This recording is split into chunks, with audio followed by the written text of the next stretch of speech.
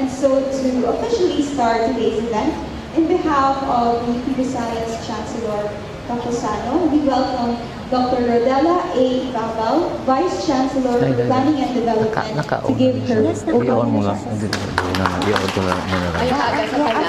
I will receive distinguished guests of this lecture, the series lecture of Center for West Visayan Studies program. I would like to mention, I would like to welcome specific people making this event possible. Aside from the organizers of CWBS, congratulations for holding this kind of event. We need this kind of activities, especially for the younger generation.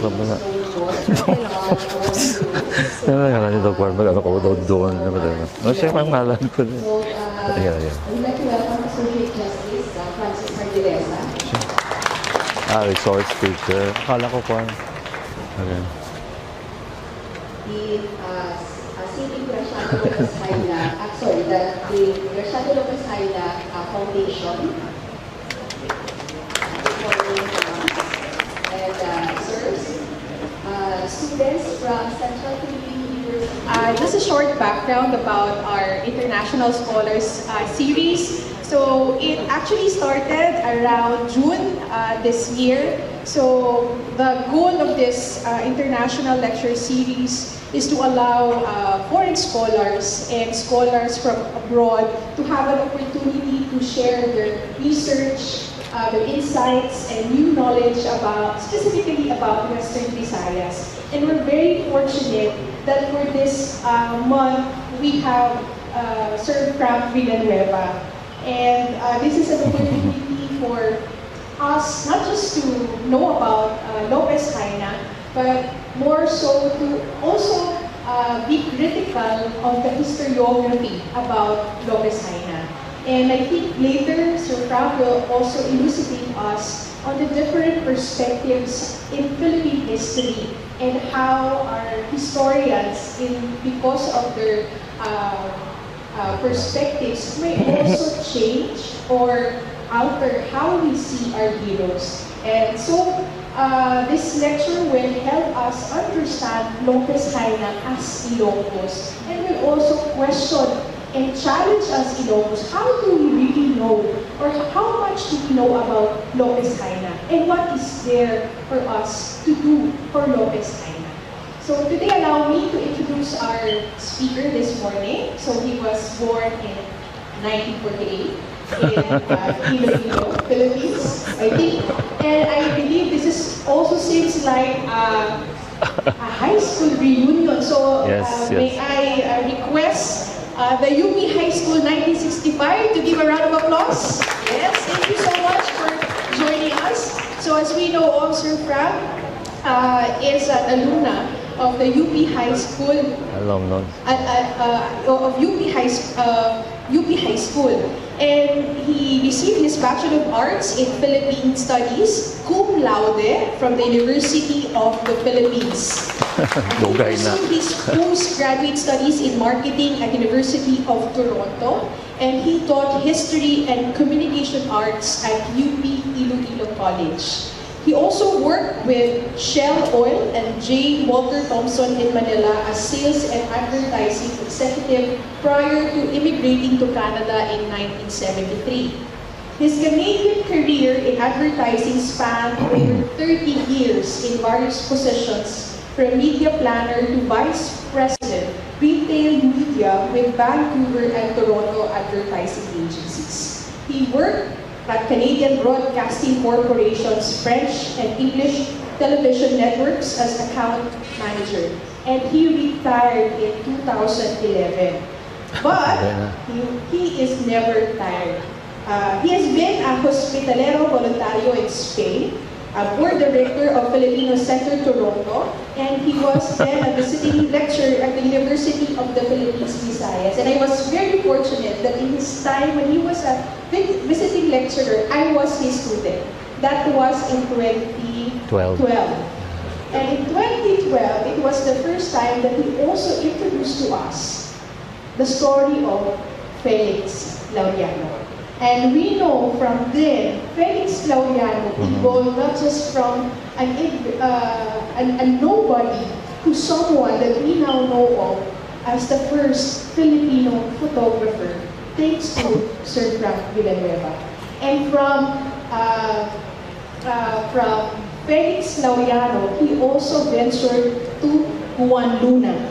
And now, ladies and gentlemen, we will also talk about our very own Ilonggo, Graciano Lopez Jaena. Please let us welcome Sir Francisco Villanueva. Thank you very much, Anthea. Mayong aga sa tanan. Thank you for coming. And actually, it's coming home for me. I just want to make one correction. I am not a scholar. I'm a retired, independent researcher who travels around the world to do research and enjoy traveling. Anyway, so when I arrived here about 3 weeks ago, Anthea and I decided which topic would be able to give you. And of course, one of my suggestions was on Graciano Lopez Jaena, because I have been kind of bothered by what I have read and the contemporary books on the propaganda movement, on Lopez Jaena, because it seems to me that our local hero has been kind of demoted, going down the scale of the famous, and it kind of intrigued me. So basically, I read some of the books that are, I would say, responsible for the changes in the image of Lopez Jaena. So I guess I'm left-handed, so I have to do this way. I don't know that. Okay, so you just move here. Okay, okay. I hope it's legible. This is a group of ilustrados in Spain. I would probably believe around 1889, 1890. There's 27 of them. They're all well-dressed, you know, with top hats, jackets, canes, symbols of wealth, power, etc., etc. And on the right portion, my right, you have two figures there that I think are familiar to you. And one of them in a light cream or white colored jacket is our hero, national hero, Jose Rizal. Beside him is Marcelo H. del Pilar with the bigote classic look. And I just want to point out another person. Does this work? Okay, here he is. This other person would be in my talk. His name is Jose Alejandrino. Him and Rizal were, I believe, classmates in Ateneo. Okay, so who are these guys? Who are these guys? You know that in the mid-19th century, the Philippines became more progressive. Commercially, we were connected now to the world, when before for 250 years, it's only the Manila Galleon going from Manila to Acapulco, bringing goods from China, the Philippines, Southeast Asia, and coming back with silver. So there was really no progress in terms of the Philippine economy. The lives of the people remained stagnant and the same, and all the people that made money were the Peninsulares who came to the Philippines to work with the government. The friar orders were investing in the government and the rich people in Manila. And as you can see from this photo, you now have a mixed group of mestizos, like Spanish mestizos, Chinese mestizos, no pure native blood.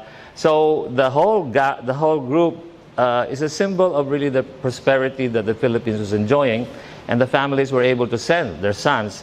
I believe there were women who also went to Spain, but so far that's a kind of a blank. So I challenge the young people here, if you're interested in finding a subject for research.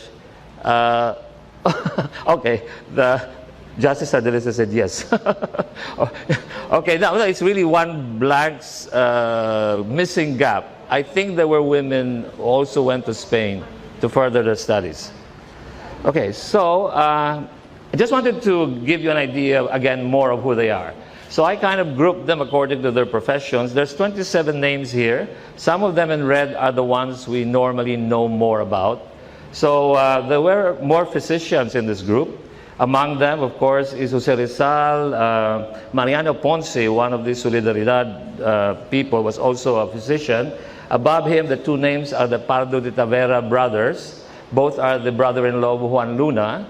And of course, the Pardo de Vera family suffered a big familial calamity when their brother-in-law killed their sister and their mother and wounded Felix Pardo de Vera. That's kind of the aside I'm just adding in. Next to the group are the lawyers. And among the lawyers is Marcelo H. Del Pilar. So Del Pilar came from a wealthy Bulacan family. You know, he finished his BA in Santo Tomas. He had a licentiate in law before he left the country. He worked in Manila and published the Diaryong Tagalog. And actually, he started his propaganda work in the Philippines and then went to Spain in 1889 to join the Filipino propagandists in Spain. And on the right side, we have engineers. Again, the name Jose Alejandrino is at the top. This is the guy that I'm going to talk more about. He went to Ghent to take chemical engineering. He's a schoolmate of Jose Rizal. Comes from a wealthy Arayat, Pampanga family. Likes to dress well, you know, etc., etc. And then teachers, we have two on the list. And Pedro Lactao is a well-known ilustrado in Spain because he was the tutor of Alfonso XIII, the next king of Spain after XII died. And during the time of the Ilustrados, Spain was under the regency of Maria Cristina, the wife of Alfonso XII, who died, and then the son was only like a couple of months old. So Lactao was the tutor of Alfonso XIII. As to the artists, we know the familiar names Juan Luna, Hidalgo, and you have Rafael Enriquez, but there were also one Aclanon, Telesforo Socgang, who also went to the Academia de San Fernando in Madrid. Again, that's another area that needs some research, because Socgang also taught at the original School of Arts and Trade when it was opened by the Spanish government in 1893. So the present ICAT University started as the Escuela de Oficios y Artes under the Spanish government. And then the pharmacist, the well-known Antonio Luna, the general, who was a pharmacist by training. And lastly, the journalist, and the last one is, of course, Graciano Lopez Jaena. So that tells you the range of, you know, the field they're in, what they were doing. Okay, so the next one is this. Okay, so just to go back, I've kind of arranged my talk to 3 segments because I know there's a lot of students here and some of us know Lopez Jaena, some of us have only heard of him. And Rizal went to Spain before Del Pilar went to Spain. So from here he went to Valencia, which is south of Barcelona, and Valencia is also a Catalan country. But as you know, Barcelona, Catalonia is the independentista state, even up to now in Spain, and there's talk about, again, referendum to separate from Spain, etc. So the Catalans are very nationalistic, and they are trying to create a nation within a state, but then some want to create a state within a nation. So now they're trying to. So anyway, from Valencia, he only stayed for a year. He went to Madrid and started writing with newspapers. How he got into that, we don't know very much, but we have the list of papers that he worked on. And in 1881, he was in Madrid, and then he joined his first Masonic lodge, which is the Revolution. So, you know, some of the talk about Lopez Jaena mainly talks about him as a Mason, because he founded lodges, and, you know, he was one of the first Masons. The interesting thing is he also became a member of this Republican Progressive Political Party, because it also started operating in 1881 when he was in Madrid. So from then on, he has always been a member of this Partido Progresista Republicano, whose head is a Catalan person. And he has been very close to them. So from then on, of course, he got involved with the Filipino community in Madrid. They formed this Circulo Hispano, put out a paper which only lasted one, and then they have to reorganize another, you know, the usual history of groups, like you kind of stay together for 1 year, then you kind of fall apart and find another group. And so he was also writing for the Revista, as well as the second one, which is España in Filipinas. But in the second one, he wanted to be the editor, but he never got the position. And it was Eduardo Delete, another propagandista, who got. So this kind of things happened to him, but I think he really wanted to be the editor. Now, in this years from 84 to 88, a lot of things happened. And 84 is the year when Luna and Hidalgo won the first and second prizes at the Exposición de Bellas Artes with Spolarium and Cristianas Expuestas en su Papalacho. So the banquet speech of Rizal and Luna at the Hotel Ingles is now a famous, has always been cited about the use of art and culture by the propaganda movement to promote their goals and aims in Spain, which we know are largely representation of the Spanish Cortes, expulsion of the friars, teaching of the Spanish language. Those are just the major demands, which Filipinos have been asking for years and years and years. So finally, I'm going to jump ahead. 1889 is when the La Solidaridad journal, which comes out every 15 days. It's called Quincenario Democrático. So instead of having the editorial offices in Madrid, it went to Barcelona. Because in Barcelona, you have the Catalans more open to ideas, liberal ideas, Republican ideas. So basically, there's also this side of Graciano Lopez Jaena that is still not researched a lot, because he got involved with the Catalan nationalists. And there's one academic, Gloria Cano Garcia, who I have met in Barcelona, who was a student of Passion de Revolution. What's his name? Eleto. Anyway, so basically, he was the editor. He was the editor hired by Rian Zares, who actually funded the publishing of La Solidaridad. Because, you know, when you say Lopez Jaena, we always say, oh, he founded La Solidaridad newspaper. Well, there were like 3 or 4 of them who founded the paper, but he was chosen as the first editor, so that's undeniable. That's a fact that we are very proud of, because he was the editor, but then he was only editor from February to October 1889, because in November, or before that, Del Pilar arrived in Madrid, went to Barcelona, worked with Graciano and Ponce, came out with the first couple of issues, but by November decided to move the offices to Madrid. And then in December of that same year, Lopez Jaena left Solidaridad. So just to contextualize this incident, we can understand why Lopez Jaena probably felt the way he did. Because some of the things that were written by these writers I'm going to mention is about his behavior, his looks, his appearance, which has been kind of used against him. So anyway, I just wanted exactly to frame, you know, where and when all these things happen, because that is the thing to do when you're trying to analyze history, whatever. Okay, so February 15, 1889 to November 15, 1889 were the issues that he was the editor. And the word is he was eased out, or the business word is he was shafted, because the man of Manila is Marcelo H. Del Pilar. Del Pilar was sent to Spain to actually be the one to man the whatever journal is going to appear. So we should bear that in mind when we try to talk about our own hero and his role. But admittedly, he wrote remarkable articles. He was always in defense of the Filipinos whenever there's somebody you know, saying bad things or negative things about us. He was a fighter. I mean, he was like, you know, he had no degree in BA degree, but he became a journalist. He had no training in oratory, but he was an orator. So I think he was a natural genius.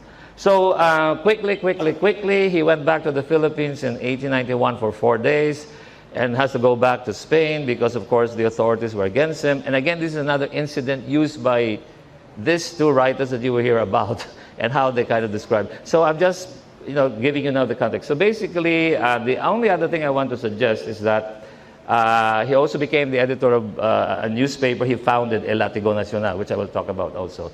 But the one last thing I found when I was in Barcelona the last time, I saw a catalog of the Exposición de Bellas Artes in Barcelona in 1894. because at that time, Juan Luna, who killed his wife in 1892, jailed for 6 months in 1892-93, found innocent of the crime, was already going back to Manila in 1894, stayed in Barcelona, and had his painting Peoples and Kings. Now, this is not a very well-known painting to us because it doesn't exist anymore. And apparently it's a very, very bad painting because it was about the tombs of the French royalty were sacked and demolished and destroyed by the French rebels, revolutionary. Anyway, so Lopez Jaena was the agent to sell the painting. That's something that I've never found out before. Now, these are little things that you find about the person, and hopefully we could find some more. You know, this is another angle of his life. Okay, so that's enough of that one. Okay, I'm going to be quickly. These are just the 20 periodicals that, you know, the names are all different, but mainly there were liberal Republican newspapers, and except for the last 4, which were the journals of the Filipino Association, all the rest are national or regional newspapers in Spain. So there's 20. Not very clear, but the mastheads of the newspapers, El Látigo is the one he founded in 1893. El Diluvio, which is not very clear, is another leftist newspaper. La Vanguardia is still in existence up to now in Spain. La Publicidad is not there anymore. Okay, and I've mentioned about the win of Luna in Hidalgo, the speech at Hotel Ingles, the use of art as propaganda. Because this is what the propagandists were trying to prove to the world, that Filipinos are in that stage now where they can produce their own art, have a culture of their own, and even, you know, they came to Spain to study, and they win prizes. And actually, just another aside, because I was in Madrid March of this year, it was the last month of an exposition of the life and works of Fernando Sobel, who belongs to the Sobel family. There's another Fernando Sobel right now, but this one is Fernando Sobel de Montojo. This is the uncle of the current Fernando Sobel, Fernando de Ayala Sobel. He was one of the first abstract painters in Manila in the 1950s. But in the 60s, he decided to go to Spain, and he opened the first abstract museum in Cuenca, collected abstract works by Spanish artists that nobody would collect. And for the first time, the Museo del Prado sponsored a kind of, not contemporary, but a modern artist for an exhibit. Because the Prado is known for the classical collection of the royalty, right? I don't think they ever had a modern painter. The modern painters are in the Reina Sofia Museum, because that's the Museum of Contemporary Art. So anyway, my point is that now the Filipino art that was produced in the 19th century are now displayed in a galleria of the Prado Museum. And Lopez Jaena was a friend of Juan Luna. He spoke in the banquet. He became the agent of the Peoples and Kings. Now, the other painting at the bottom is Bato de Lepanto, which was commissioned by the Senate of Spain for Luna to execute. There's more. I'm just going to hurry about this one. Okay, so anyway. So this will be now a repeat, right? This is the last of the first section, just giving you an idea of what we know about Juan Luna, what we know about La Solidaridad, what we know about the propaganda movement. So I hope that kind of gives you a background of the next section. Okay, so we go. Oh, this is photos I took, I think, about 2 years ago. This is the small square where the first offices of the La Solidaridad was in Barcelona. And then in 1998, during the centennial, the city of Barcelona decided to put markers on 3 places in Barcelona to commemorate the centennial, and this one is one of the 3. The other one was Hotel Hispania, where Jose Rizal stayed for 1 night. And then third one is the Montjuic Castle, where Rizal was jailed for 1 night before he was sent back to the Philippines on his way to Cuba, and then from Manila deported to the Pitan. Unfortunately, none of the markers mention Lopez Jaena, who lived in Barcelona for 8 years, you know, okay, anyway, this is just an aside. So here is the photo that is currently in the books, in the minds, in the vision of everybody. What is wrong with this photograph? Is there anything wrong with this photograph? You're saying yes. No, we'll have a question and answer later. So basically, look, see the power of image and photography? We can always Photoshop this, you know. That's one of my suggestions.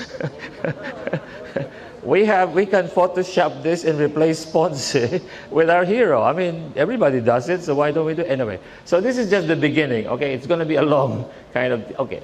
So also these 3 new books, which are 2008, 2012, 2017, these are all written by women, historians, anthropologists.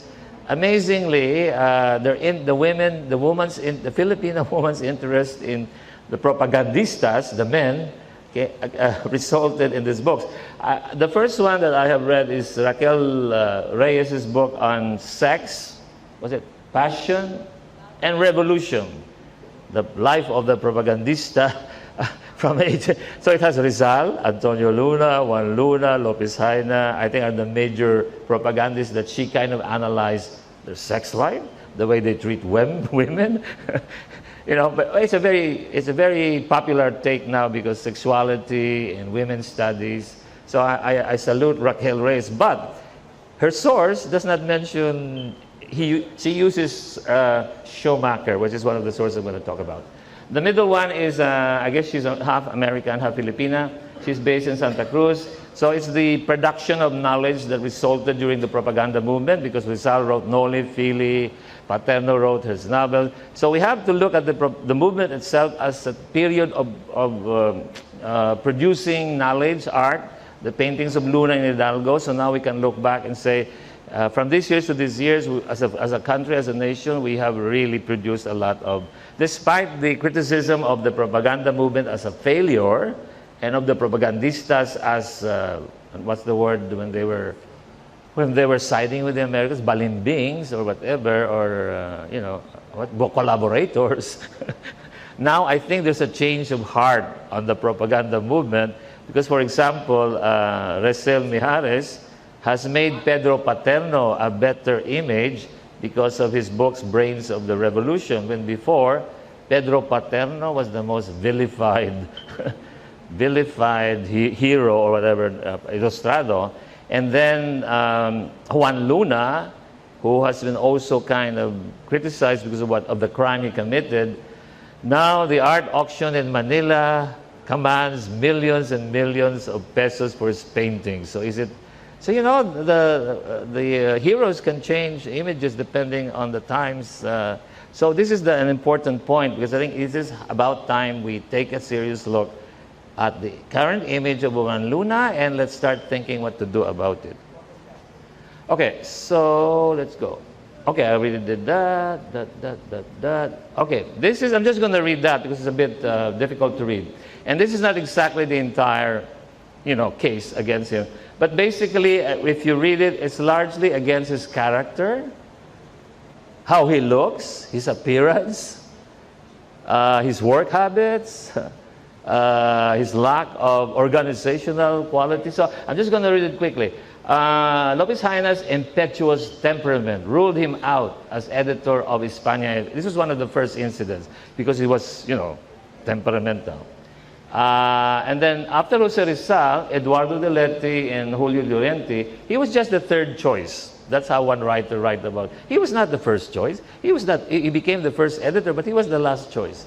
So the third one is incapable of sustained work. So Del Pilar and Ponce had to do most of the work to the paper. He's lazy. He cannot work continuously. He's an embarrassment. His manners, his untidiness in person, disheveled, slovenly, his manner of life match his appearance. Can you believe that? That's defamation. Okay, so he was a defector. He left the propaganda movement. He was a coward. He only stayed for 4 days in Manila and came back to Spain. And then the last one is this Schumacher has already thought about this in 1973 when he said Filipino nationalism and independence was, Lopez Jaena's contribution to Filipino nationalism and independence was of a different level. What does he mean by that? A different level. His association with Rizal and Del Pilar as the political trinity, the triumvirate that we used to know, is really questionable. So he already said that in 1973. So what we have to do is we have to go through,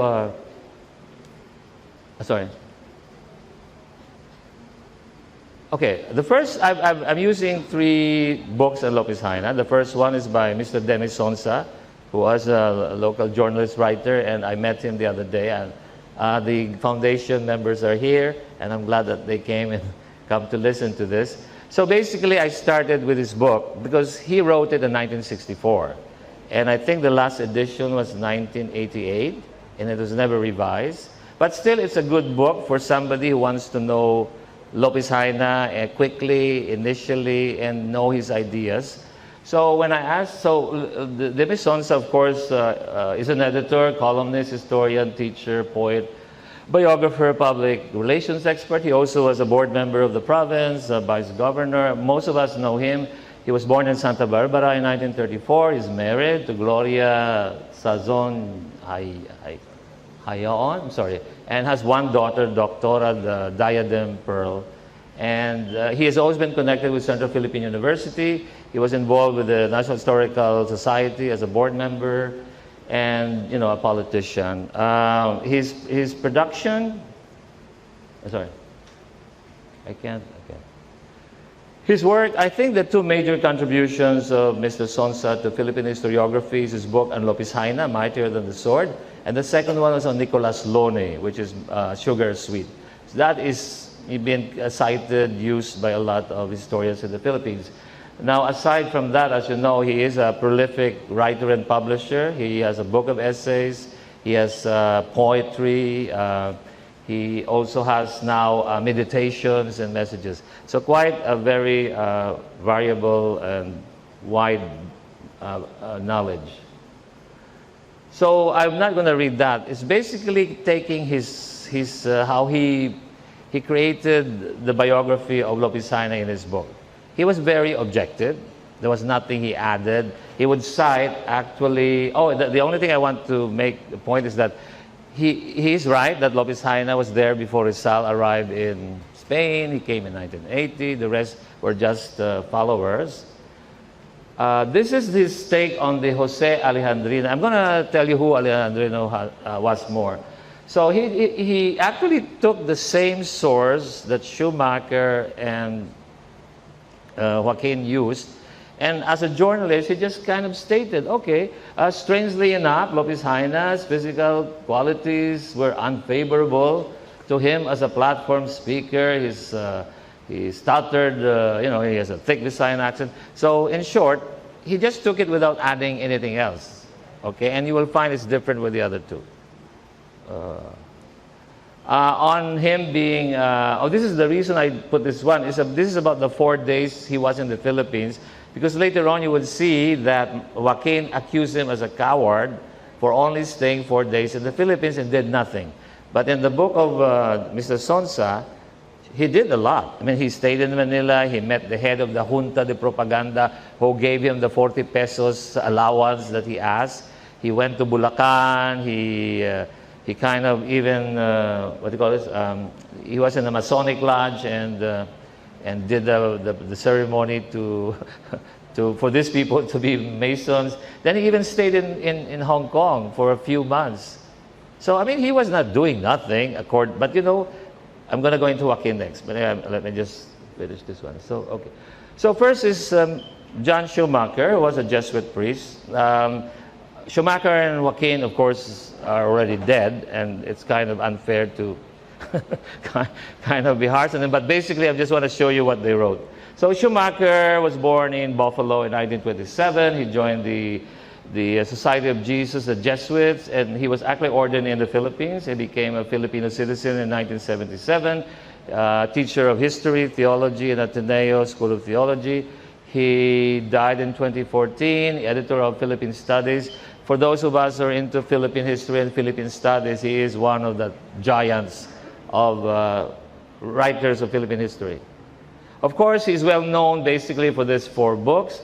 The middle one is The Propaganda Movement, which has become the seminal book. When you want to look for a book that would tell you what it's all about, you do get Schumacher, because this was published in 1973. It's now on its 4th edition, which means it's very well used and popular. That's why they reprint it.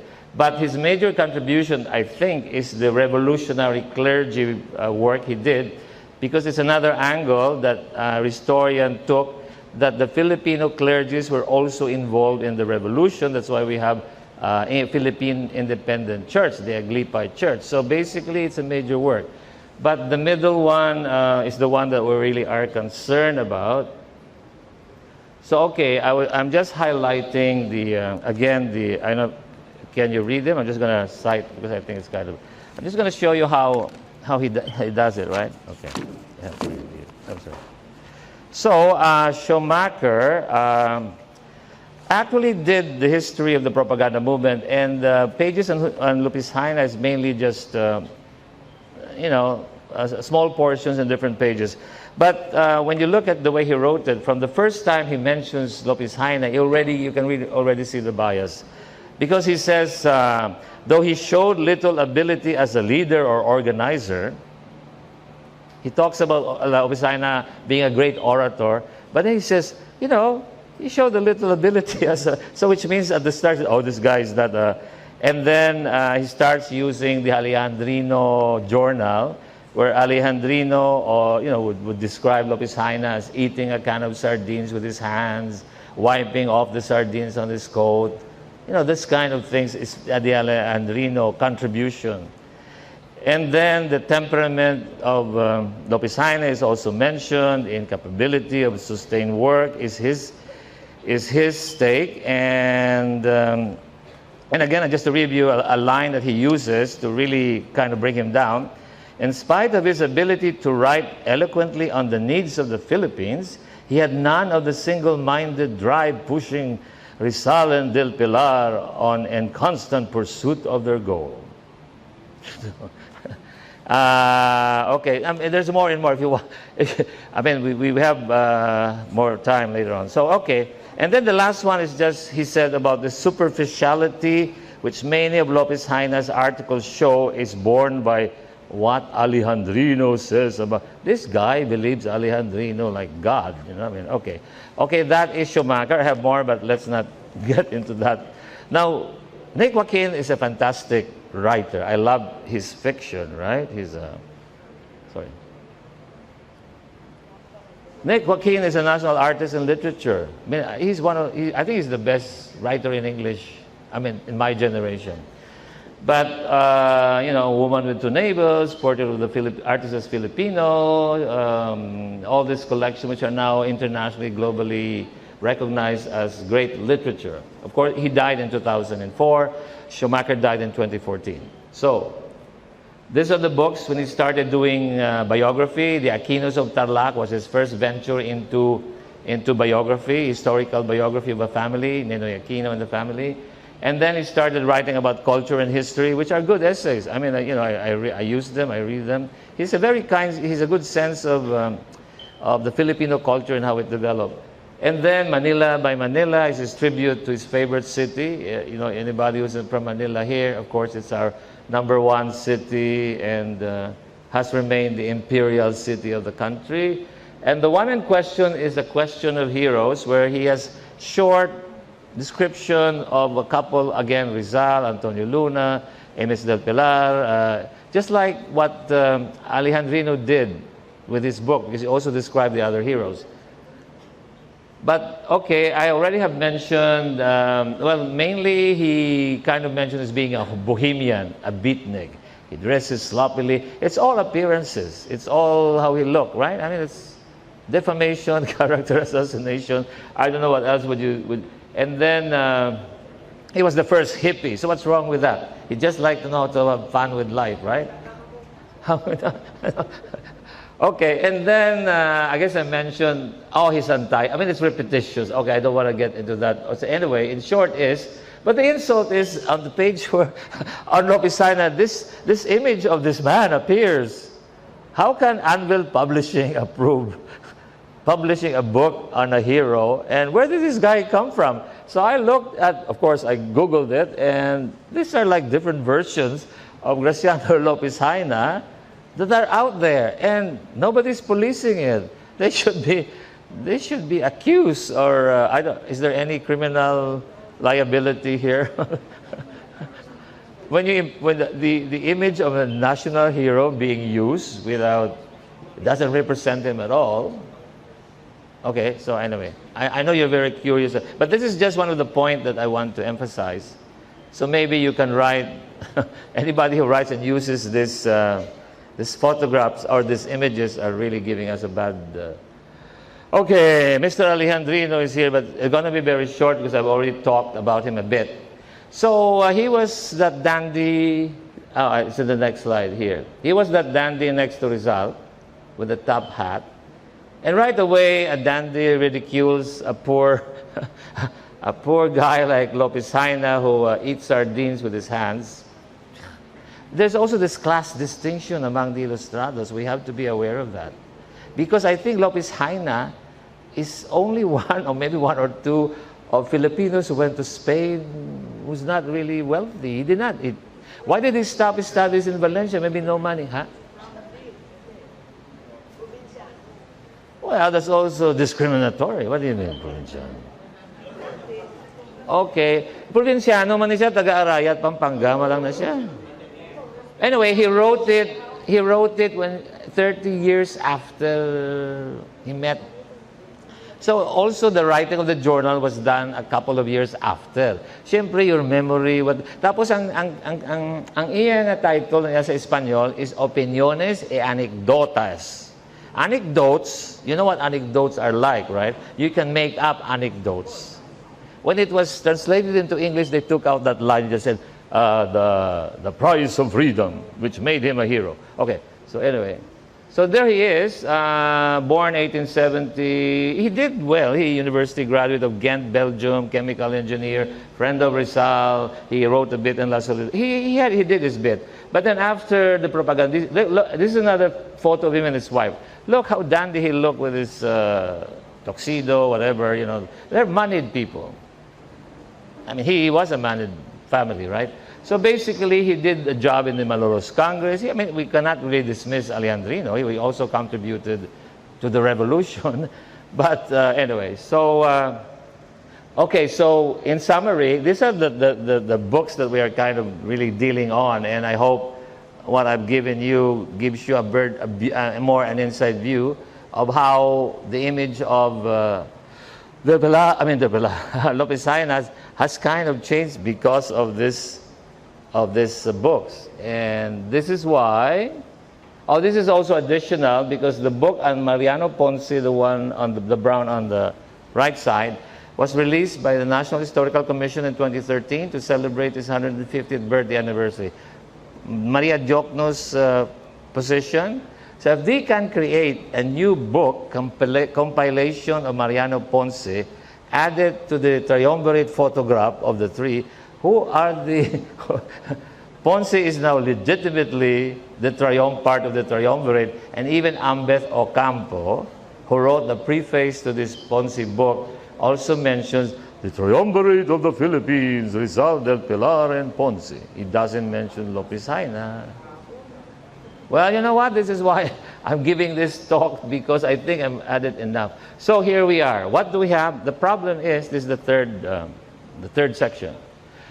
We have very little about Graciano Lopez Jaena. His life in Iloilo, we only know a bit. Manila, we only know a bit. Spain, we probably know more than his life in Iloilo and Manila. And when you look at academic work on Lopez Jaena, I only counted 3 master's theses, and the last one was by Chancellor Camposano for his master's degree in UP.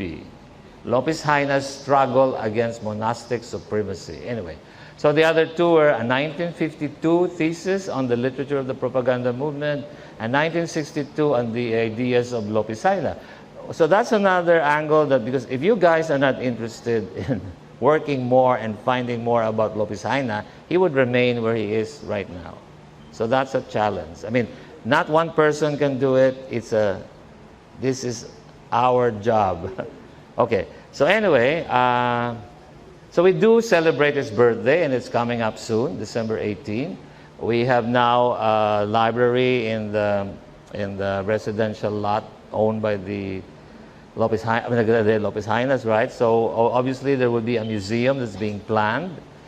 So that would be slowly we could probably create more, like exhibits, places to see, not just the statue in Plaza de Haro. And of course, renaming the plaza as Graciano Lopez Jaena Park is a very big move, and I congratulate the city for doing that. And again, we go back to these three ladies because, they are now at the height. These three women are really exceptional writers. And I have to emphasize they are from the Filipino diaspora. And I am from the Filipino diaspora. So we are also contributing to the production of knowledge for the Filipino people. I'm not saying, I haven't written anything yet. Okay, so what do we do? This is just going to be very fast. Just the first starters, which you can have, I know you'll have questions. Are we going with the question? So do you want me to I'm just going to run it up. So I just said, update, revise, republish Demisonsa's book, Mightier Than the Sword. The National Historical Commission may fund it because I know the book has been funded by the foundation himself, and Demisonsa actually funded his own first publication. To solicit National Historical Commission to reprint the Graciano Lopez Jaena's articulos, because it's now out of print. I got the last copy. When I bought it, the guy said, "Sir, you're very lucky. This is a 1994 edition. It's nada. There's nothing in the National Historical Commission anymore." Organize a national conference on Lopez Jaena. Center for West Visayan Studies, CPU, West Visayas, Ateneo, develop and produce film documentary. Oh, I know the guy over there. Sponsor and host an annual oratorical contest. Why? You have an orator as a hero. Why are you not sponsoring an annual oratorical contest to not only to, it's kind of like, hello, these are not really big things, but very practical things to happen. So the schools should probably start and bring it up to different levels, like, okay.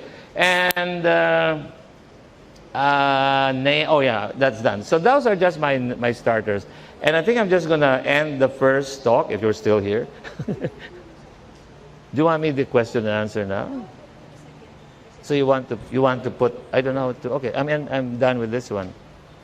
How do I do, what do I do? I'm going to change your second presentation. Huh? We have your second presentation. Yeah, it's there, yeah. There's a short presentation on what I have found in Barcelona on Graciano Lopez. See, yeah, that's the one. Okay, that's the one. Okay, it's just a short presentation because I've been to Barcelona a couple of times because of Felix Laureano. In 2012, 2013, I spent 1 month each researching for Laureano, but on the side, I usually pick up something on Lopez Jaena. So, and Lopez Jaena lived longer in Barcelona than in Valencia or in Madrid. And the relationship with the Catalan nationalists is really, really very important for us now. If we want to rebrand, which is the word that we have to do, like in marketing, you have to rebrand somebody, make over, make up, Okay, so, okay, I don't have to go through that. We already talked about him already. This is just some photos about, in the old days, you take the boat, which is the boat over there that takes the post, the mail to Spain and back. It takes a month. When the Suez Canal was open, it took a month for the boat from Manila to Singapore, to Colombo, to the Suez Canal, to Barcelona. Before the Suez Canal, it took 2 months. It has to go through the Cape of Good Hope, you know, that kind of stuff. A map of the old city of Barcelona, our hero, and then the company of the Lopezes, who not only owned Tabacalera, but also owned all the ships that plied between Manila and Spain. They were the tobacco kings, right, basically.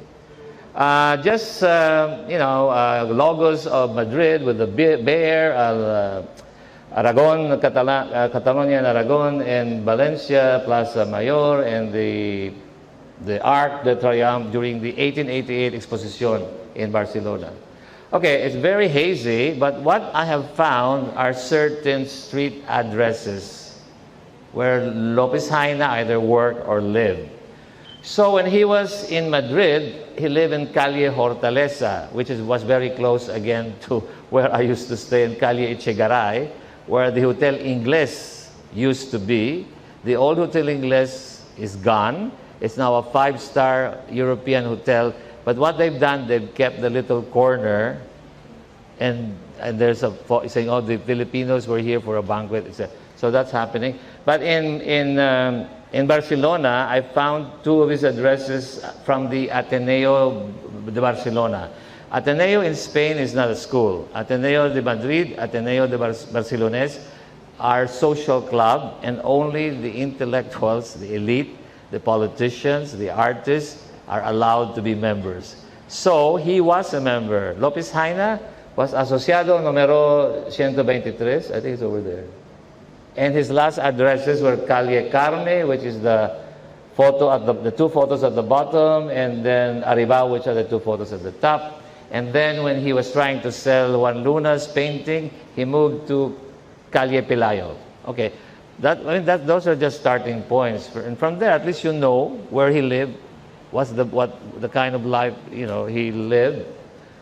And this is the Barcelones, the Ateneo Barcelones in Barcelona. They have a nice library, nice salon. They have an indoor court, and right now as a visitor, you can go up and have coffee and dine or use the library for a fee.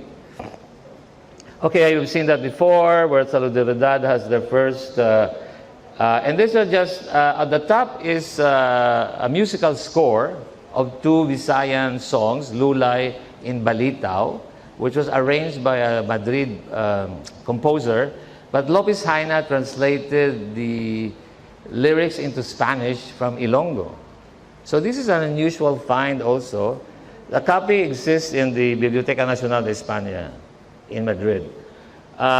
He has other talents too. He was a translator. Okay, the bottom ones are of course the newspapers and the book that he found. This one is the hospital where he was before he died, because it's the charity hospital of Santa Cruz or Santa Creo. And he died of tuberculosis quickly, and I believe he was buried the next day. So when I was looking for the record, at the time he was not listed in the hospital's list, but he is now buried. Okay, this is in the Montjuic Cemetery, which is where the Pueblo Español entertainment area is. Montjuic is called the Jewish mountain.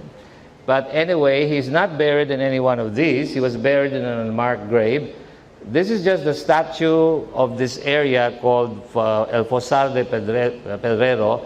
And now it's a holy site, a really historical site for the Catalan, because during the Franco regime, the victims of Franco were buried, dumped into this what you call fosar, is like a trench or you dig up something. So he is in this area with the green grass, and then the following year they now allow people to put up what do you call it, markers.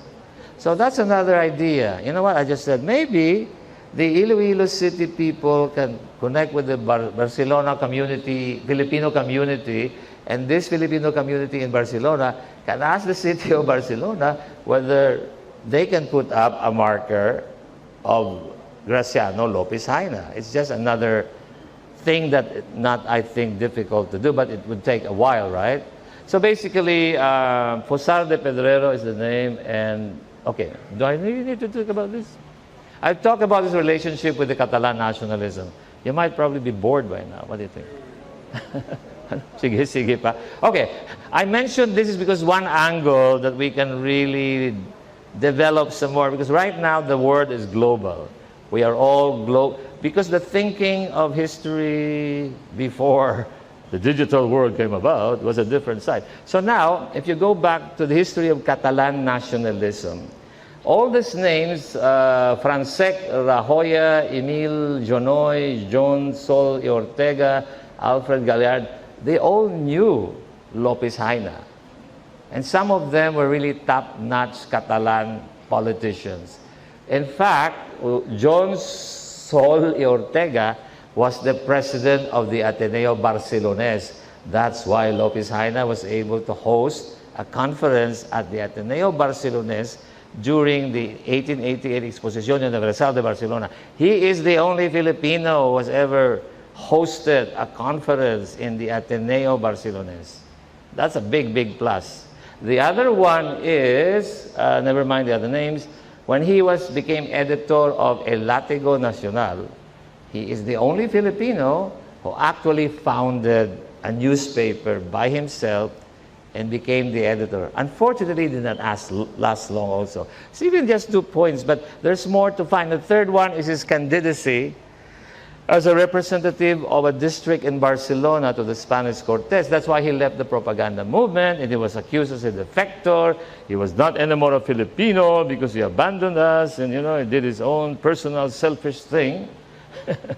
So that is another kind of, you have to really find support that he ran. Why did he lose? Did he really run? No, but we said he ran, but we have no proof yet. So there's more to do.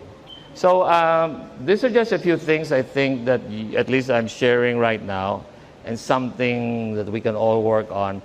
And the rebranding or the making up of the local hero takes a lot of people, a lot of brains, a lot of thinking. It takes time. So this is it. Okay, thank you. Yeah. Very good. I don't know. What did you throw this up? Mike, ano question and answer ka pa? Yes. Okay. Okay. Yeah. That's all right. I'll just thank you. Okay. That's okay. Dito? Thank you very much, Sir What? Villanueva. Once again, let's give Sir Frank a round of applause. Sir, please take a seat in our This is called the hot seat. couch. My hot seat is the hot seat. We're always gonna sit with me in the hot seat. We covered Somebody gotta sit. quite a comprehensive topic now about Graciano Lopez Jaena. So we've heard about Sir Frank's observation in Philippine historiography. We're also open up to new sources. So Sir Frank, thank you for taking us to Barcelona, España, and I'm very much delighted to see those sources that are not usually included when we're studying about Graciano Lopez Jaena, about the propaganda movement. And also you have the steps taken by various institutions in keeping the memory and the legacy and the contribution of Graciano Lopez Jaena. I hope that we will take inspiration from these, and this lecture has planted seeds and ideas for what we can do for the memory of Graciano Lopez Jaena. And so at this juncture, we will now open. We have a microphone there sa ating aisle. And then, Sound check, mic test. Sir Frank will entertain our questions. Okay. Again, we'd like to say thank you to our participants for this morning. Kaway-kaway, palakpakan You ng need mga staff. paper? Welcome our students from Ateneo de Iloilo, from CPU, from Graciano Lopez Jaena Foundation Incorporated, We have one question. to Iloilo State University of Fisheries, Science and Technology, and of course our students from the PI 100 class of Professor Mason. I'm gonna call on Ma'am Radisson to moderate our Q&A. Okay, i-moderate yan. Thank you, Precious. So at this point, again, let's give a round of applause to Sir Frank Villanueva. He did all this research all to himself when he retired. Okay. That's why Retired. Sir Frank, Retired. he started with Felix Lariano.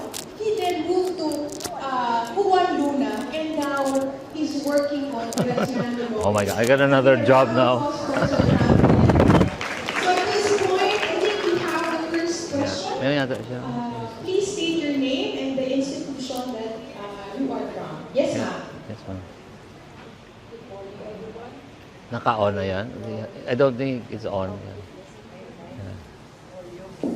Yeah. Good morning, everyone. I'm Dr. Gonzalo, a retired professor of the West Visayan State University. I was once the head of the social science department when I retired. I would like to inform Mr. Frank here that we already started doing something for Lopez Jaena during the celebration of the 100th centennial celebration of the Philippine Revolution. We conferred Dr. Lopez Jaena with a doctorate degree honoris causa, Doctor of Humanities. That's why he is already Dr. Graciano Lopez Jaena. And we did show and put up a play on Fray Butud. And of course, I would like to give honor to Mahel Palacios. She was the head of the little theater, but that Fray Butud was done by, written, rewritten, based on the Fray Butud story by Martin, also a faculty of West Visayan. Stars and Science State University. And when we showed it, big, everybody in. And then also, I would like to tell that I composed a song, lyrics of Lopez Jaena, and the music was provided by Mr. Romulo Pangan. And we have it in our foundation, and I'm suggesting we are making a program with Mia that we are going to promote the song and to be sung by, it's in Ilonggo. It's about Lopez Jaena as an orator and a propagandist, and it is in Ilonggo. And we are suggesting that this should be taught in the elementary grades because it is a simple song. And we are trying to maybe, we are doing something so that we already have this song. We will have, as you said, there need to be a contest in oration and other things that we can do, and that's very good. And I appreciate very much you doing this so that to inspire again to continue what already we have started at the West Visayan State University. So I think this is a good lecture for everybody and a good motivation. What you did, you're a very good example for this. Thank you so very much. Thank you very much. Thank you for updating me, of course, on your activities. And that's a good thing. I mean, we all try in our own way. But I think what is needed now is a more reaching out. Because as I've said, the young people, our generation, we kind of, we know who he is, where he's from. But basically, I think we have to really get into, because one of the people I've met in Spain is Professor Isaac Donoso, who is from Alicante. He's 41 years old, married to a Bicolana, took his master's degree in Islamic Studies at Diliman, University of the Philippines, worked for Vibal Publishing, has been transcribing, translating works in Spanish, including Fili and Noli. And I just mentioned this talk in the way I could have brought the way he described to me his feeling about Lopez Jaena. That's another person outside of the country who sees Lopez Jaena in a different level than we do, you know, than the Schumacher. He said, that guy is one of the early thinkers of the Republican liberal ideas. So he sees him as really as a philosopher. But that has to be done because we don't have a lot of actual documents. That the only thing we have are the articles he wrote in the newspapers. There's no journal, there's no other book, there's no letters to the... You know, this is the thing. With Laureano, when I decided to do the exhibit, I said, am I ready to do an exhibit? But if I don't do it, and I wait for 3 more years? So you take a risk.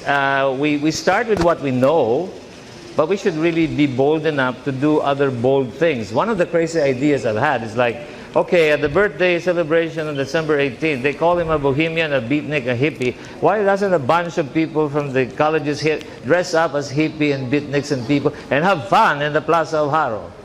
It's not, I'm sure Lopez Jaena would enjoy it. It's kind of giving it back to the critics. Let's have fun.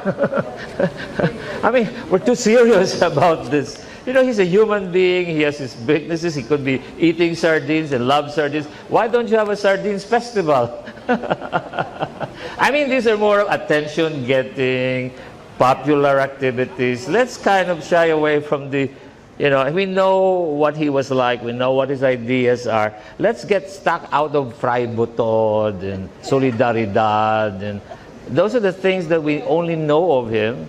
But this is why I think there's nothing like seeing photos of where he was buried or where he, because Mr. Sonsa asked me when he didn't see the photos of where Luna lives. He said, "Hey Frank, ang ginaistaran niya, kuwan gidya gali." Niko, no. Namabiya ng imol gidya bala nga ginaistaran niya mga apartment nga mga guba mo na. Isa mo na idea mo kung wala kasi ang visual image. So I think when you build, like for example, Laureano was a total stranger, unknown to me.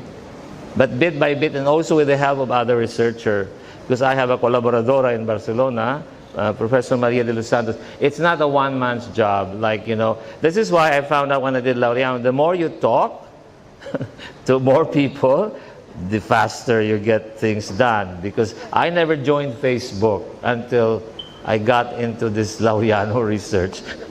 Anyway, sorry, but okay, so I really appreciate you updating me on what you're doing. I think one of the points that was raised by Sir Frank is really diasporic perspective, and that is something that is actually unique to those who are living, studying abroad, because you have a different view of the Philippines, and you could actually have some sense of you have a shared experience with Lopez Jaena as someone who is also an immigrant. Okay? Yeah, exactly. Another is the problem with the sources. And most of the sources that we have, as mentioned by Sir Frank earlier, are actually very limited. And these sources are actually in Spain. And it's just fortunate that Sir Frank was able to access the sources because number one is retired. He has the resources for his own. And he can read Spanish. So these are some of the challenges that our historians and researchers face in doing history or writing history, especially about Lopez Jaena. Okay, can we have another, yes sir, can we have another question? Okay, Joseph. Thank you, Frank. Joseph here, I have another question. Yeah, okay. If there are any interesting items in your notes, and one of the things I'd like to shed light on is the association of Visayan with Jose Maria Basa. Yeah, Basa is a Longo.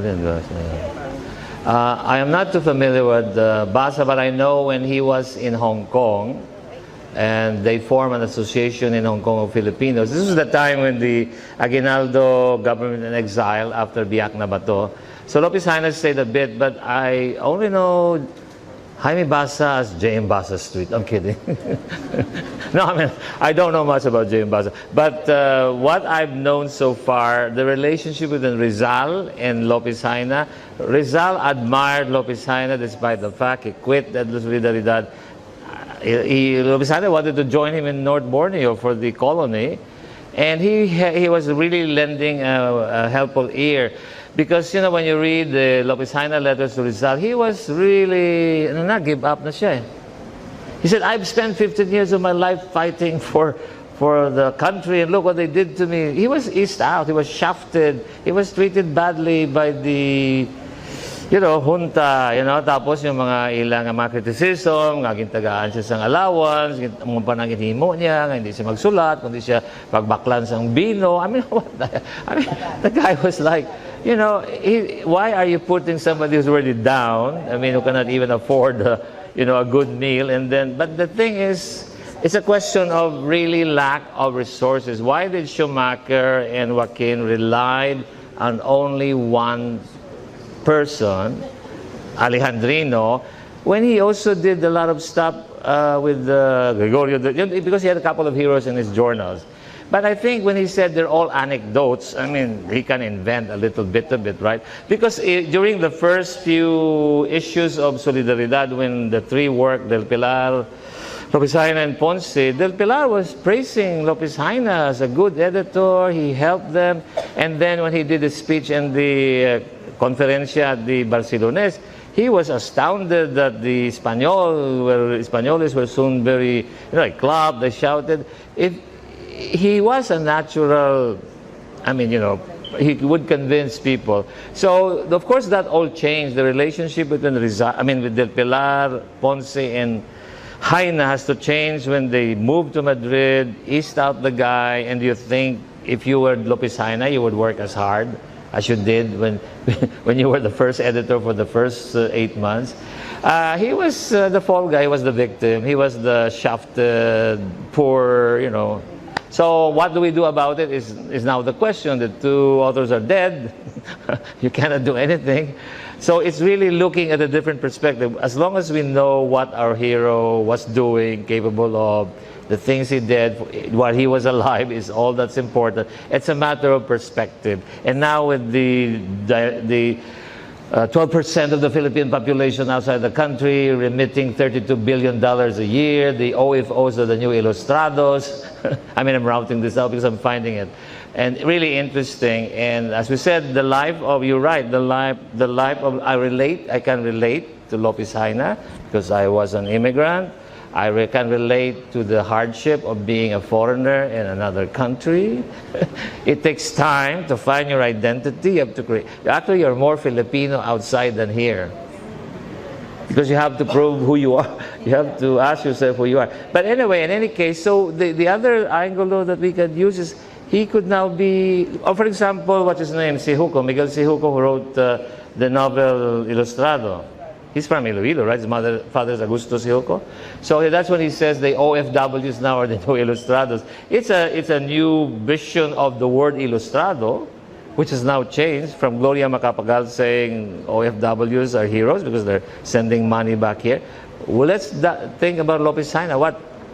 What can we say of him that would be relevant to our present life? Okay. Thank you, sir. Yes, we have another question. Oh, should be. Thank you, Big Salis. I have a question about the origins of the triumvirate of the propaganda movement. I'm sorry, the what? Triumvirate. Oh, yeah. Sinogin na sila mga tatlo. Yeah, well. Sinogin na kumpisa sa level na kag inaasubong, it says like, ginais out ang isa, o kung may gusto nga may lugang na iba. One question lang, tapos ang isa ko yung idea and thinking on developments during this time, being Barcelona, Catalan, medyo independent, siyempre kontra sa sentro sa Madrid. So, kasi, I'm sure may elements of something there. Kag maybe Barcelona, nationalists, Catalan historians, Yeah. Well, probably more information Yeah. about the links of GLJ with others. Yeah, on the first question, okay, who started the triumvirate? I think it was before the war because authors like Jaime de Vera, Manuel Arteaga Secuerva, they all wrote in Spanish. Teodoro Calao, they all wrote about Lopez Jaena. Because, you know, before the war, Lopez Jaena was really acknowledged as the part of the trinity of the propaganda movement. There's no question Del Pilar had longer life as the editor, and actually he was a good editor. I'm not knocking down Del Pilar. I'm not knocking down Ponce or Lopez Jaena. It's just the way things happen, you know, like we're all influenced by the circumstances of our life. You know, why am I here now, and why are you here now, and what happened to me in 2018?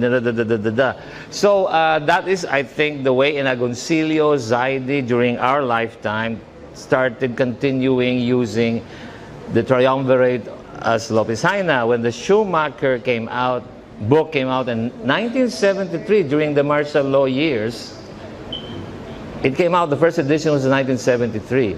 Maybe we're just too busy with, I mean, some of us left the country like me. I mean, I didn't even know it existed. So slowly, but then the trick is, you have to read the book very carefully because these biases do not show in the pages. You have to read the notes. I found more of the ones I quoted you in the notes. So the writer appears, okay, but read the notes, and that's where you find the biases. So on the second question about Catalan, was it the Catalan relations with the political developments? Well, I forgot to mention, when the propagandistas established La Solidaridad, the first article of Lopez Jaena on February 15, 1889, really says that La Solidaridad is not just for the Filipinos. He talks about the Cuban, Puerto Rican, also asking for the same reforms. So the way they sold themselves, if you read it, I have a copy in English over there, he was really eyeing because we were the only last three colonies left. Remember, Spain has gone through, oh my God, despite 200 years of the kings are all crazy, Fernando VII. Okay, going back, 1808, Napoleon invades Spain. Spain was under French rule till 1814. So they even have a war of independence against France. So Napoleon sends his brother as the king of Spain.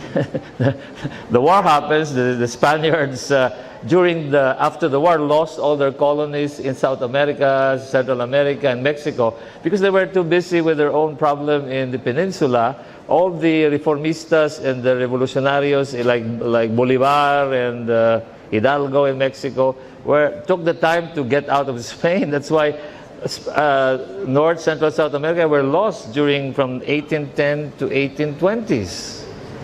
And then, but in case of the Philippines, the really real changes started in the mid-18th century when Manila was open to foreign trade because the economy changed. You have all these ilustrados who went abroad, came back as intellectuals, So this is why in the history of this country, I'm sorry, but Agoncillo could probably be blamed because we are a generation where Agoncillo only allotted 3 chapters to the 350 years of Spanish rule because he was capitalizing more on the revolution, Malolo's Republic, revolt of the masses. This is why I'm going to really emphasize the need for the young people to learn Spanish. I don't speak Spanish fluently. When I first started researching in Spain, just to fill out the form in the library took me oh shit, what the hell is this? And by that time, nobody helps you. But now it has changed. In Barcelona, a lot of the young people are English speakers because English is a required course in the university. You cannot graduate from university in Catalonia if you don't know English. So I really emphasize, I wish the UPV can can bring back a faculty member who would teach Espanol. I don't know. I really am ignorant of what's going on, but because you know, we Ilonggos, the people who live in the city, when I listen to the Ilonggo stations in the morning, I find more Spanish words I never used to think were Spanish. So we are one of the few locations in the country, aside from Cavite and Zamboanga, Cebu, Iloilo, and the Bicol region, Camarines del Norte, Naga, Bigan, you know, where a lot of Spaniards, not a lot, but more Spaniards live. The language is actually like 20-30% with root words in Spanish. So anyway, okay. Thank you, sir. Anybody else? It's an indication that for 3 centuries, Yeah, what? Oh, he's going to leave. We know little Spanish. You do know a lot of Spanish. No, you can understand it. We have another question. Yeah. Yes, we have another question. Is he coming? This guy is coming. Thank you, my comment. I don't know. It was an excellent presentation. Okay. Also, especially because I know sources is primary, and it's in secondary, or it is in anecdotal. So, after this run, can we move a little bit further? For instance, it's up to you. may mga plans ka mag-collaborate sa mga plans, sa mga, you know. Well, this is the time to gather people together. It's a start. It's a start. And that's why I said, you know, the emphasis is really, it's a community thing. Like the universities are here. Let's come back and talk together what you can do from your end, from your end, from your end, and then consolidate into, that's how you work with the movement, right? This is why.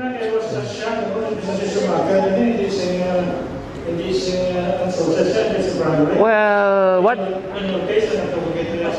what shocked me more is that, of course, he was a theologian. He was a religious person. And our hero is an anti-friar. He's a Mason. They don't like Masons. They don't like anti-friars. They're human beings. Well, this is why the challenge is being thrown back to you.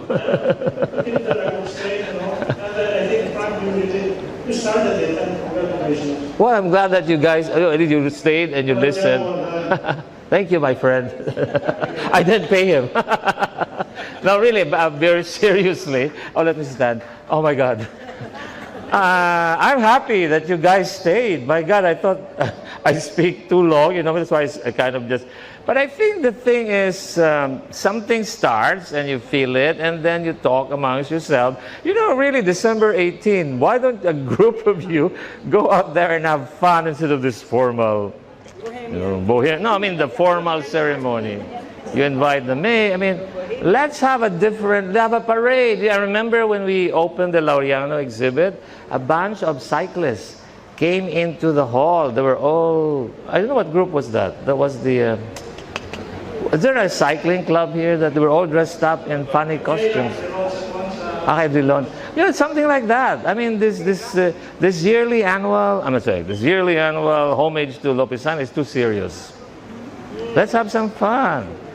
And then people would notice it and would say, oh, those Ilonggos are crazy. No, we're only trying to prove to you that being bohemians and being beatniks and being slovenly dressed is the fashion. Look at the fashion these days. You guys buy those jeans for $200 and you have holes in them. Yeah, why don't you wear all... I mean, this is just a suggestion. Don't tell me I told you. But anyway, simple things like that. I think that's the only way. I think this is a great opportunity because we come from different... we are the stakeholders of this city. So this is very fortunate that we have representatives from different universities. Of course, UP Visayas is here. The Graciano Lopez Jaena is here. Of course, the UP High School batch 65 is here to help. And I think this is an opportunity to open suggestions, perhaps to also suggest to the city government. So perhaps this can be an opportunity for commitment from other sectors. You have to ask them. We will make the video recording accessible to the public. Number two, Brian, it's about punta si Siyoko. Pardon me? Yeah. Ano daw? Ano daw? Siyoko? I don't like his novel. I don't like his novel. I don't read. He writes like digital. I'm old school. Yeah. But I think what I would suggest, I mean, if you guys are amenable, of course, you are all from different groups, maybe you can start. And I think you can do something on December 18 to start. It's simple things. You don't have to. Whoever is in charge of the programming of the celebration can probably. How to celebrate Lopez Jaena, which is also amenable to the younger generation. Yeah. So we have a lot of Gen Zs here. Can we have a round of applause?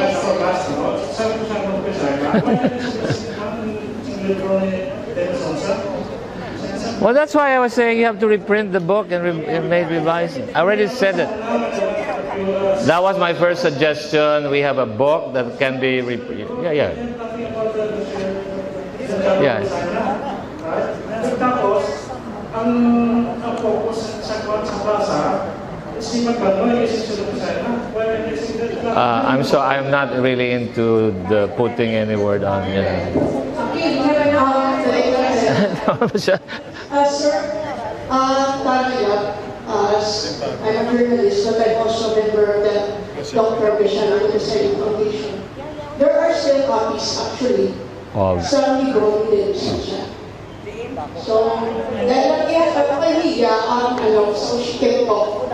Good morning, everyone. We're from the Dr. Graciano Lopez Jaena Foundation Incorporated. On Facebook, we have already a Facebook account, Dr. Graciano Lopez Jaena. You can please follow. And then there are invitations also for membership. There are categories there, a description. You can help yourself with how you can help talents, skills, any theater, or the people from the theater. I believe our foundation needs people in the theater because one of the project is our individuals, kids that will be developing already to every school. We want to do that as part of disciplining the lives of Graciano. Yeah, and the book, you can email us also. The very dog is the conference that we have now. We have a YouTube from the city. So Fardo is the birthplace of Graciano, right? We have YouTube from the city. We're in the city library now since. And there's a small conference room which is subject for developing. For now, ang overflow sa library, hindi na pagkakita naman sa iya, kahit na may din. Kaya reason. Okay, sige dito. Just Alright, there you have it. You can actually like the Facebook group of Graciano Lopez Jaena Foundation Incorporated. And we are inviting the young people here from the different universities, from CPU, we have from, of course, UP Visayas and West Visayas City University, including Ateneo, to join the Graciano Lopez Jaena, to be a member, especially if you are from the arts. And this is an opportunity for collaboration. And it is an invitation, I guess, as well from the foundation. So this is an opportunity really to have our commitment. Yes. Yeah. Just a thought, because you have already a registration. I'm sure you probably have email addresses. So I know I'm passing it to you because we are the one, this place started it. And then from there you can start because you have a group of people here. Like, how many are we today? This is a good group. So we have like a third of them really more interested, then it's the way to start, because right now you have the information, input, and then they can ask, you can talk, you can message each other. I mean, because we're now together. Otherwise, once we leave this place, we're all individually back to our little corner, and then we're excited, but then we forget, and we have lives to live. Okay. I think we can still accommodate questions from our audience. Questions from the back. Looks like si Eric. Question from our students. Si Eric yata. From our history students. we also have our UPD cameras here. They are from Mega. They are being history students. So, and we also have the students from the PI 100 or the Rizal course. They actually have a mini exhibit on the 19th century Iloilo. So it will also give us another context, you know, in the period of Lopez. Yeah. Do you have questions? Additionally? Yes, sir. Again? 11 pala. Question lang, ano ang height ni Lopez Jaena? I have no idea. Kaya sa picture, naging pakita ko kina, kung tatlo sila. Kabalo ko si Visayan, 5'1". Siya mo, siya ang pinakataas sila. Lopez Jaena was not in that, Lopez Jaena was not in that trilogy. It's Ponce Enrile. Mariano Ponce. The one who's sitting down is Mariano Ponce. You have Rizal and Del Pilar. I don't know. Jose Rizal was only 5'2". I think Lopez Jaena was taller than Jose Rizal. Our national hero is only 5 feet 2 inches tall. He's a small guy. But the way the face of Lopez Jaena is, like the portrait, I think he was a taller guy than Jose Rizal. Yeah. Give us an added information. Yes, sir. Ano? Marites kita. I'm just wondering, he went back to Barcelona after 4 days. Here, he went back and Manila. Manila. Stayed there already until he died. Yeah. Well, he was in Manila. He did not go to Iloilo, no chance, because the authorities were already looking for him. So the 4 days he spent in Manila, he saw the junta, the propaganda head. He was asking for the allowance of 40 pesetas. He was given the 40 allowance. He also initiated some masons. He did a couple of small things. And then when he left, he actually, according to the Demisons' book, on the boat, he pretended as a waiter. And then the Spanish authorities did not recognize him. So he landed in Hong Kong, stayed in Hong Kong, July to October, helped organize the Asociación Filipino, and then also, initiated. So he did something, but the Joaquin, he just was, wala na si Joaquin. Then nagpauli siya sa Barcelona, 1891-92.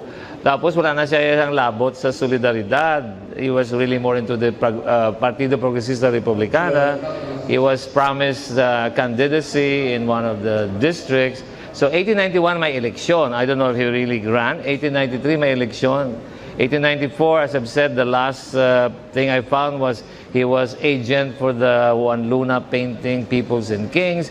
1896 he dies. In January he died. He didn't really live the whole year. They all died in 1896. 40 years old. Almost 40. 1856. Yeah, but the three of them died in the same year. Rizal died in December. Del Pilar died in July. The person who died was Lopez Jaena in January. The same year, 1896.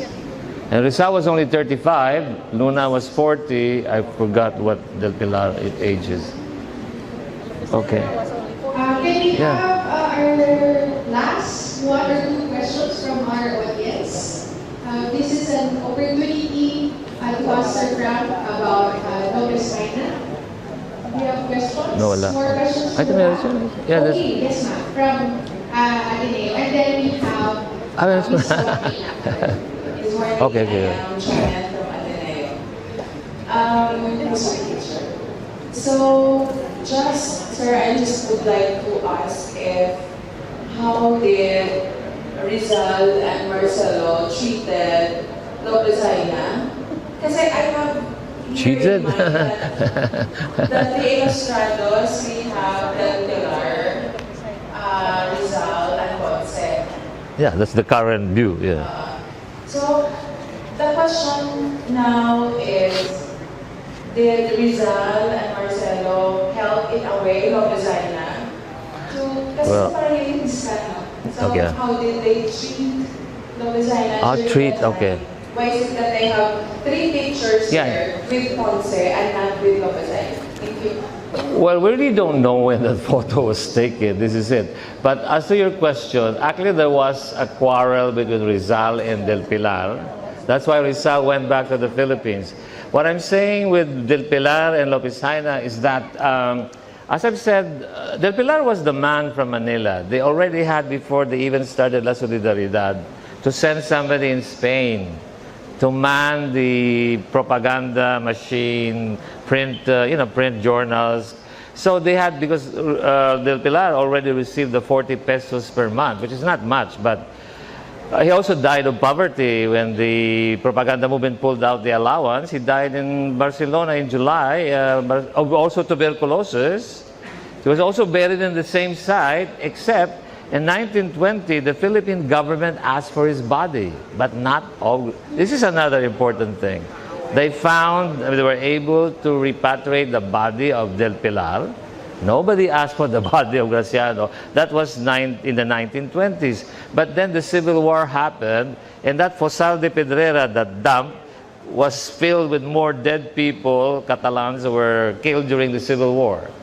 So if we ask for the recovery of his remains through DNA and etc., it's going to be very expensive. You have to dig up more people. And anyway, I don't think they have anything to do. See, the issue between Lopez Jaena and Del Pilar was early. It was at the beginning of the Solidaridad.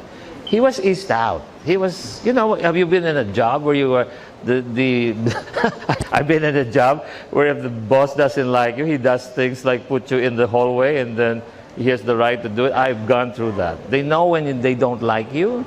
They create your life with great difficulty. That's what they did with Lopez Jaena. He lost his job as editor of the Solidaridad and moved the office to Madrid. Yeah. With Rizal and Del Pilar, the fight was really... Del Pilar wanted to be the head of the Filipinos Ilustrados in Spain.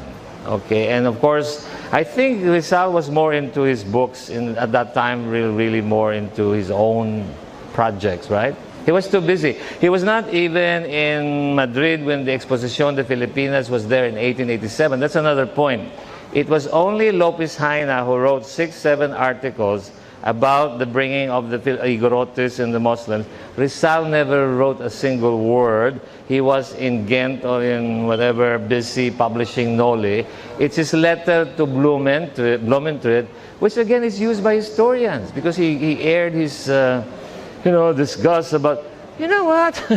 There's several occasions where Rizal and Lopez Jaena did the same thing. One I said was the banquet with the Luna, right? They both delivered speeches. How come only Rizal's speech is being used in books? Secondly, Rizal wrote about the women of Malolos. Lopez Jaena also wrote about the women in Malolos. How come Rizal's letter to the women of Malolos is the one that appears in the books? Thirdly, so there's a lot of bias. I mean, now we can see it, but before, of course, we didn't. Okay. Thank you for that question, ma'am. May isa pa siya. We have the last question, unless there's someone else who wants to raise more questions. So meron pa si... Okay. So we have... Two more. Morning, sir. So, building on the previous question, now that we have established that the propaganda movement in Spain was divisive and had factions, of course. And Graciano Lopez Jaena was not technically an absent actor in the Philippine Revolution. It was just that he was tagged as a defector and was forced to separate with a group of Ilustrados there. And that it was more on his personal circumstances that erased him from the narrative. The question is, how would we, contemporary scholars, reread the Philippine history? And would it be valid if we derive it from a point of criticism to the heroes of the past? When you say criticism, I mean, you don't even say it. You just kind of present him in another light. As we said, we have a few things, angulos na magamit na. You don't criticize. Forget about. They're dead authors. What can you do with dead authors? They cannot answer back. So what you do is just leave it. Do your own thing and build the image, and then slowly. This is why the thing I am saying. These three ladies who wrote about the propaganda movement. There are younger generation, your generation. And they're using the books that are already showing the Lopez Jaena as wala na si Ponce na ano talaga. So Ponce did his bit too. It's all a matter of promoting, rebranding, marketing. We have to be more realistic. But I think there was a point to your question about, aside from rewriting history. I'm sorry? How to reread? Rereading. Okay. Well, if there's new sources which are written by responsible, capable academics, like say from here in Iloilo, you have, as I mentioned, should I mention his name again? Your Chancellor's master's degree thesis is on Lopez Jaena. It would be easy for him to resurrect that and present it to you next. That could be the next. I'm going home. I'm going to Spain. I'm going to Toronto. I'm kidding. But anyway, what about the people in Mayagao, the history department, the cultural? It's not it's not me. It's not one person. It's all, but from different perspectives. Because right now the books on the propaganda, like for example, Raquel Reyes is talking about the sex life and the sex patriotism, and and the other one is all on production, what they really wrote, what they produced. The other one is the new Ilustrados, which is now the OFWs. So you're actually not, you're just writing new ways of looking at things based on how relevant it is in our current lives. Sorry. Okay.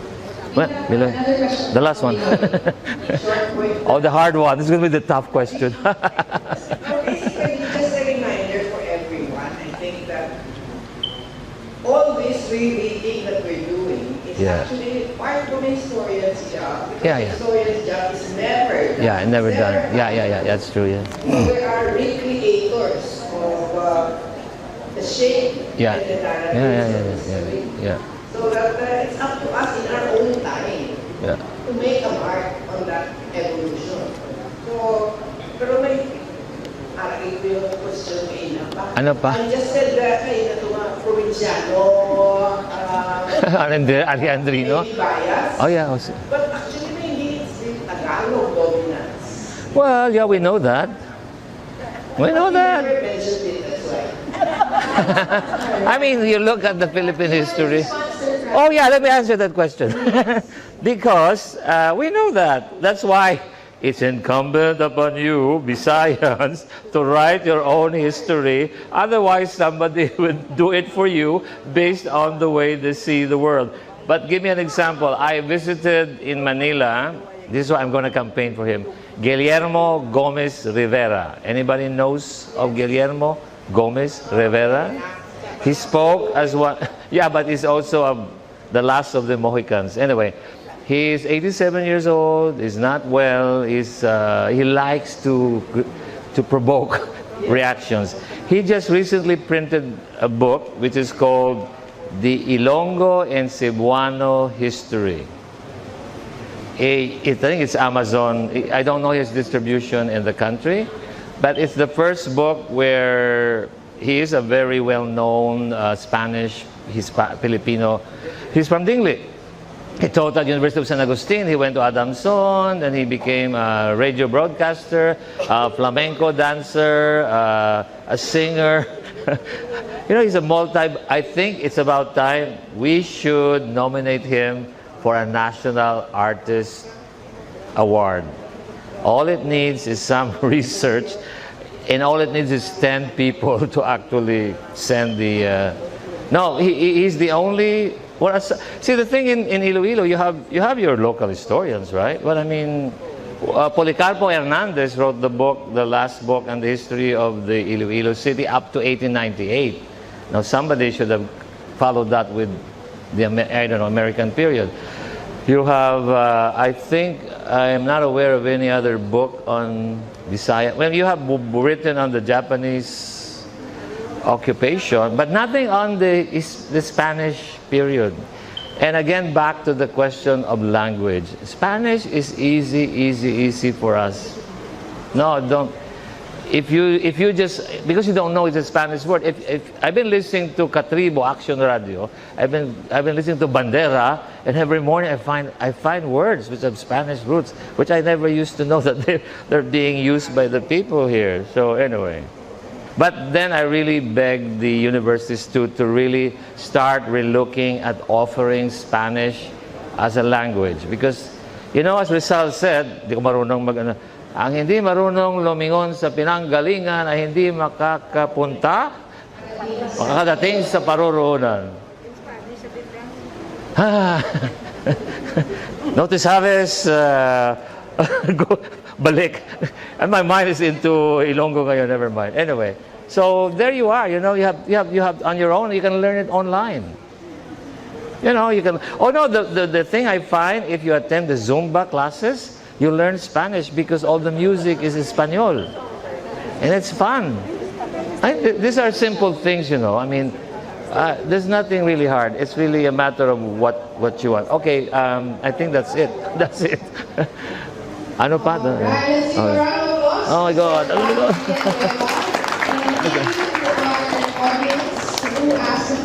Thank you. I think this is really an opportunity for us to question what we know about Lopez Jaena. It's also about time to not just read and rewrite, but to rethink what we can do to promote Graciano Lopez Jaena of Iloilo. Now I will ask Ms. Precious to take. Thank you very much, Ma'am Bea, and to our participants for today's lecture series. And I enjoyed listening to your questions. And the thing about conversations is that we make plans, we create our respective institutions, and I hope that we get to continue with this conversations, with these plans, not just here in this building, but when we go back to our offices and institutions. I get an award. This certificate of appreciation. I request once again Sir Frank to join us here in front, and Dr. Ibabaw, and of course, Assistant Professor at the RLC. We will have a group photo later. Thank you. So we have, didn't kita man Ibabaw. I know, where is my award?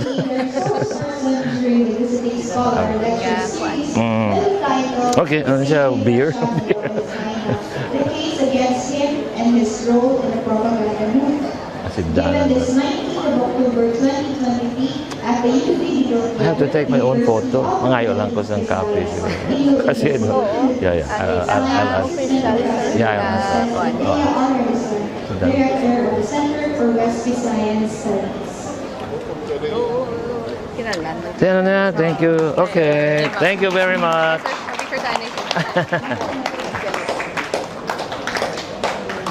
Okay. Thank you, sir. Thank you. Official. Oh, you're the official one. Okay. Tayo na ako sa kwanta ya kopya. Yes, we will. Okay, thank you. Thank you for coming. Thank you. Photo. Yeah. Okay, yeah, we better get. Street, and you may watch it Makauna kita. Ay, kadamo ka lang yung isang kuha kabudlay. Document this into a video. Ay, sorry. Be made public. Kamusta? Kamusta? Request everyone, we will have a group photo, but stay there. We will just have Sir Frank to stand in front. So we will have to take the photo from this side. So that everybody will be part of the photo. So I'll stand here? Okay. So, Sir Frank, can we request you to stand at the middle? Yes. Yeah, just gonna. And can we feel Sa kaya iba malimutan ko yan dahil karoon pa. So what, I stand here?